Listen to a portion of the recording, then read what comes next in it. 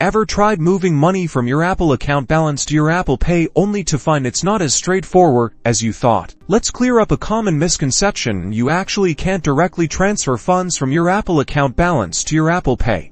Your Apple account balance is designed primarily for purchases within the Apple ecosystem. Think apps from the App Store, subscriptions like Apple Music or iCloud storage, and other digital content. Apple Pay, on the other hand, operates differently.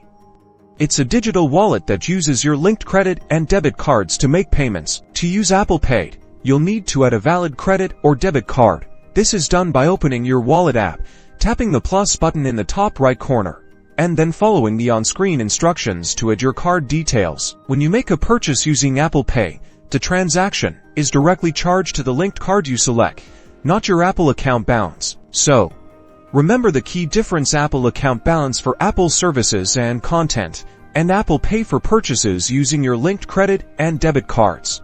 Now you know the deal. For more in-depth information, check out the official Apple support articles linked in the description below. Thanks for watching.